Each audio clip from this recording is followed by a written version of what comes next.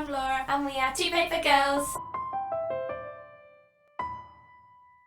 Hello guys, I hope you had a good Christmas. We're here today with our December wrap-up, so all the books we read this month. Laura's done really well and read a total of 5 things, and I've only read 2. We've been very busy with coursework.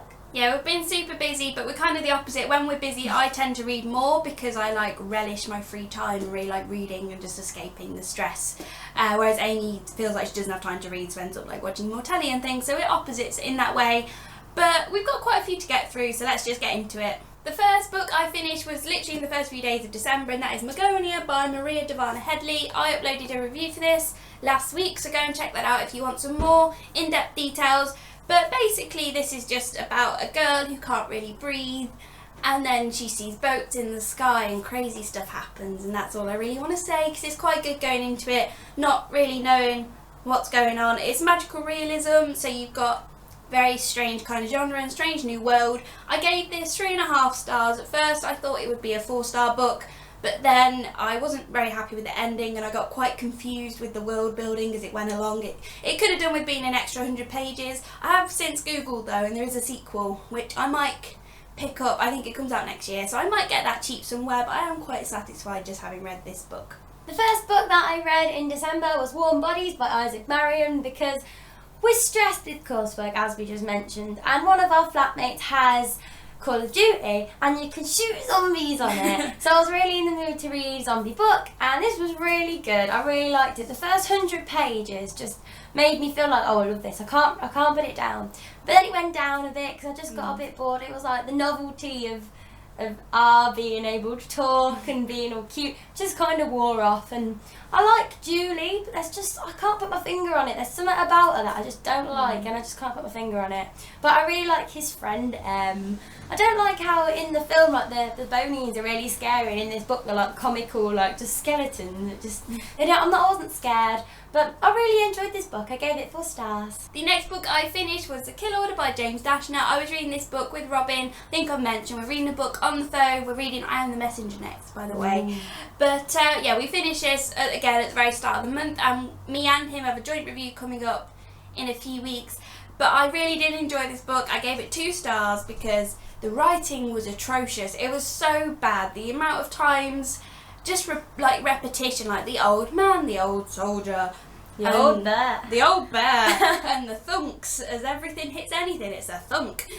It's just, I hated all the characters. I wanted them to die. Didn't care. Would like a prequel about actual Thomas, and he's written one. Whatever, which he is doing, yeah. So this book is just completely irrelevant. I think it had potential, finding out about when the flare first hit sounds really cool. But he just did this so badly. It felt so rushed, and I hated it.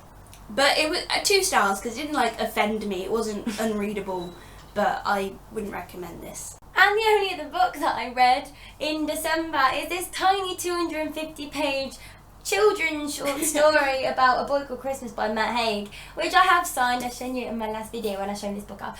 I really enjoyed it. I don't know what, I really loved it. I mean, I've only read 2 books this month, but I really liked both of them. I gave this one 4 stars, not because it's not quite a 5, but I really liked it. It was a children's story, but it had just moments of adultness that just made me think, oh yeah, this was written by Matt Haig. Yeah. And I just really enjoyed it. I gave it 4 stars. The next book I picked up, finally, after 2 years of saying I need to read Rainbow Rowell, I finally read Fangirl by Rainbow Rowell, much to Amy's dismay. I read this. I half listened to this on audiobook actually while I was cleaning and stuff. There's a free audiobook on YouTube. Maybe you should go listen to that. But I actually really enjoyed this. I can see why Amy had problems with it, because I did find Kath pretty annoying, but overall I really liked how diverse the characters were. I really liked the parents in this, how they were realistic and there was problems. And being at uni, I think I appreciated a character who worries about her parents while she's away, because you don't really get that in YA books, and it's children have to worry about parents sometimes too. So I liked that a lot. I wasn't super keen on the romance till the very end. I quite liked it, but it's not my favourite. It wasn't one of the main things I liked about this book. But overall, I really like the writing style. I've read it really quickly. It's a big book, and I read it in about 4 days. And yeah, overall, I think I will pick up more Rainbow Rowell books. The next thing I read in December was Before I Go to Sleep by S.J. Watson. For some reason I thought this author was female for ages, and then I tagged them on Twitter and they're a man. But anyway, I was really in the mood for a psychological thriller, something to mess with my mind, that'd be a really quick read because I was in a big reading hype after Fangirl, and this definitely did the job. I did have my problems with it. It did dip in the middle. I found it quite slow and repetitive, and basically it's about this woman who wakes up every day and can't remember anything. She had like an accident years before. She wakes up every day and she basically can't keep memories, so she can only remember what happens to her in that day. She goes to sleep, wakes up, everything's gone apart from like her childhood and stuff. So she wakes up and she's in bed with this guy called Ben. He's like, "Hi, I'm your husband of 25 years," and she's just like, "What?"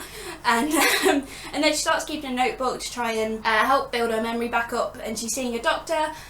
And yeah, this book was just really good. I found it really addicting in like the first 100 pages, and the middle 100 kind of dipped, but the ending, the twist, like, I love a good twist, but I always guess them because I'm always trying to guess them and thinking outside the box. So I was positive I'd got it because I thought there's little things in there, it's going to be that person. Then at the end I was just completely blown away, and that really just bumped up the book for me because the ending was incredible. So I think I gave this 4.5 stars. And the last thing I read this month was Saga Volume 2, just because I wanted something quick. I was kind of a bit slumpy towards the end of December just because of work and everything, Christmas, got super busy.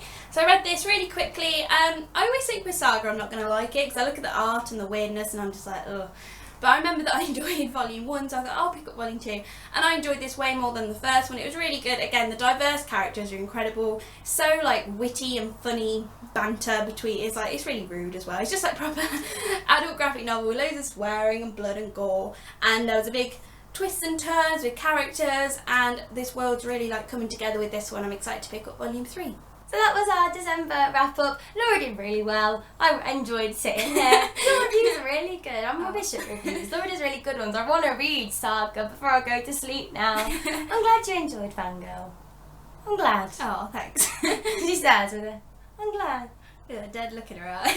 I hope you have a great new year. Look out for our next video, which is coming up soon, and we'll see you then. Bye.